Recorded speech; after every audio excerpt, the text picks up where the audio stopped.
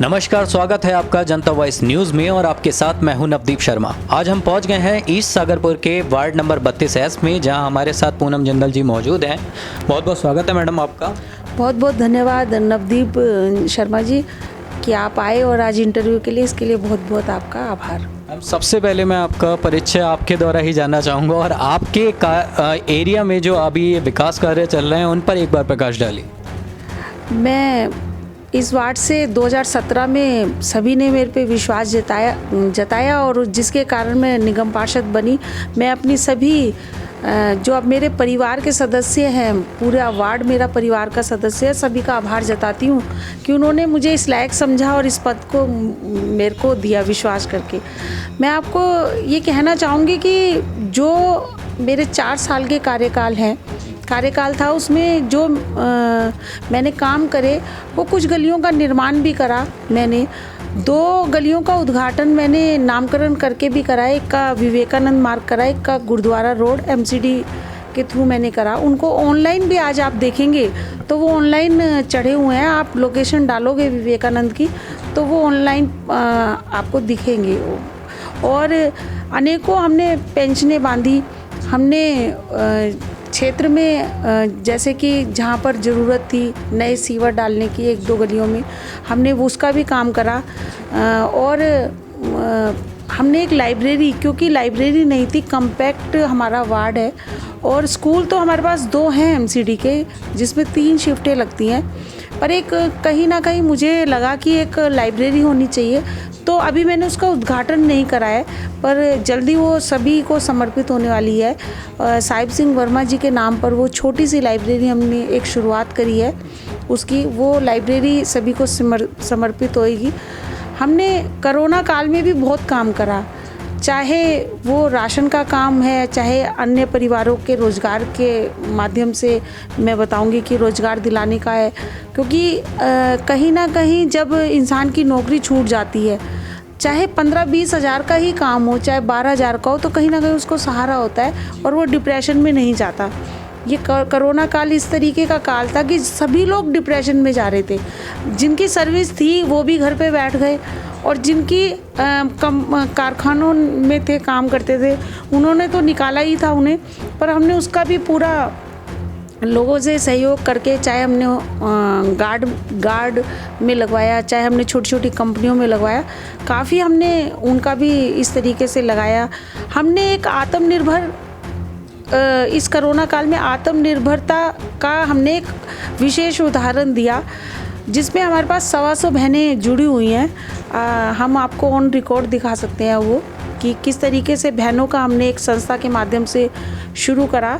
इंद्रप्रस्था संस्था का नाम था वो, और उसमें हमने बहनों को मसालों का काम कराया। हमने ब्यूटी पार्लर का, जो घर में बैठी थी बहनें, उनको 5,000 रुपये का लोन दिलवा कर उनका 5,000 का मैं स्वयं सामान दिला के लाई, जिससे वो डोर टू डोर जाके 300, 400, 500 जैसा उनको काम मिलता है, घरेलू बहनें कमाना सिखाया हमने उनको। तो वो इस तरीके के भी हमने छोटे छोटे काम करे। एक को हमने, क्योंकि सर्दी थी, तो हमने कंबल और चादरों का काम शुरू कराया। आज वो घर में बहुत अच्छा उसका लोगों को पता चल गया, क्योंकि खरीदने वाले भी यही हैं और ख़रीदार भी यही हैं, बेचने वाले भी। तो हमने एक महिलाओं का सेटअप बनाया, जिसमें महिलाएं ही खरीदने वाली हैं और महिलाएं बेचने वाली। पूनम जी, बहुत अच्छी है आपकी तरफ से कि और ये जो महिलाओं को आत्मनिर्भर बनाने की एक मुहिम छेड़ी गई है, बहुत ही ज़्यादा सराहनीय कार्य है और आपको जनता वॉइस की तरफ से बहुत बहुत बधाई है।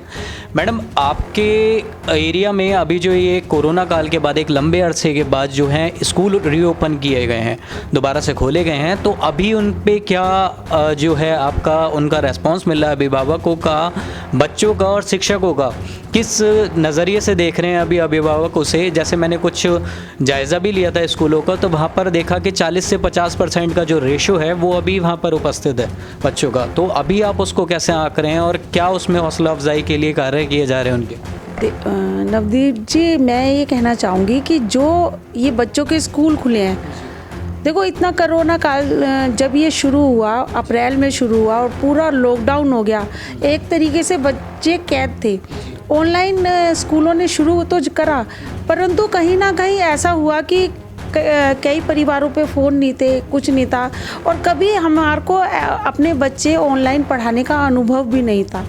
जो आम जनता की, जो हमारे परिवार में बच्चे थे, तो उनको अनुभव नहीं था। कईयों को चीज़ें बोर्ड पे समझ आती हैं और कईयों को हवा जैसे बुक में समझ आती है, उसके बाद भी लोग ट्यूशन लगाते हैं। और ये 8-9 महीने का ऐसा पीरियड निकला कि सिर्फ ऑनलाइन क्लासें हुई, तो बच्चों में उत्साह कहीं ना कहीं तो है, स्कूल जाने का क्रेज भी है, परंतु एक डर भी है साथ साथ कि भाई क्योंकि अभी कोरोना ख़त्म नहीं हुआ, टीका वैक्सीन जो हमारे पास ज़रूर आई है पर लग नहीं पाई उनको, तो उस डर, क्योंकि माँ बाप तो हमेशा ये समझता है ना मेरा बच्चा सेफ रहे, अभिभावकों को डर तो है, बच्चों में उत्साह तो है स्कूल जाने का, क्योंकि 9 महीने 10 महीने कैद हो गए, और उधर से पढ़ाई का साल भी है कि साल खराब ना हो जाए।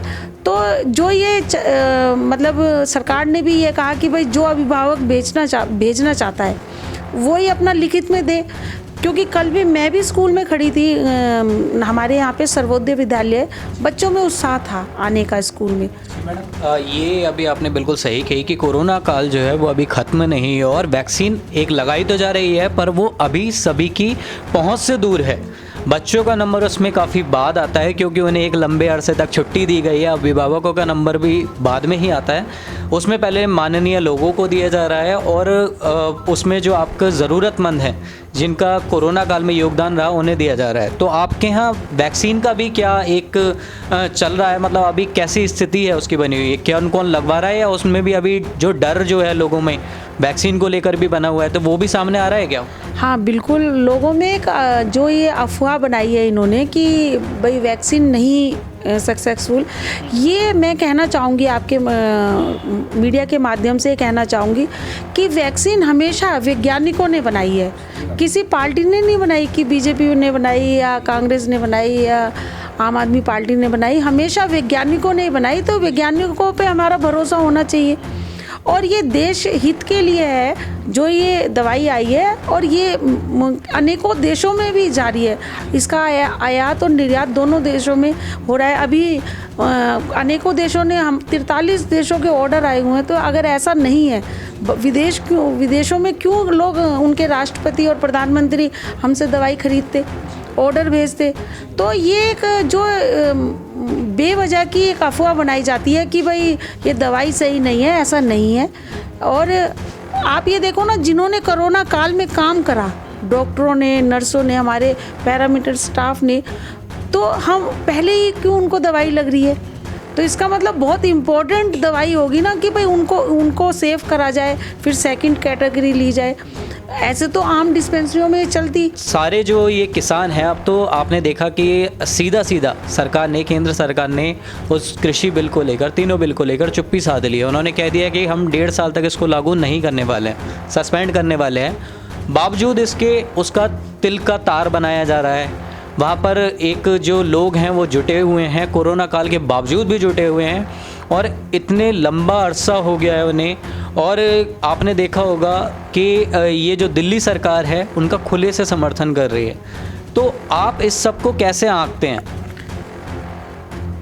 जो ये किसान आंदोलन है, ये सभी को मालूम है कि केंद्र में कोई भी सत्ता रही, आज इतने बड़े बड़े निर्णय हो रहे हैं, चाहे वो राम मंदिर के हो रहे हैं, चाहे 370 के हुए, 35A के हुए, इतने बड़े बड़े निर्णय लिए जा रहे हैं। तो ये निर्णय एक ताकतवर सरकार ही ले सकती है। देश और विदेश की हर छोटी बड़ी अपडेट के लिए लाइक और सब्सक्राइब करें जनता वॉइस न्यूज़ को।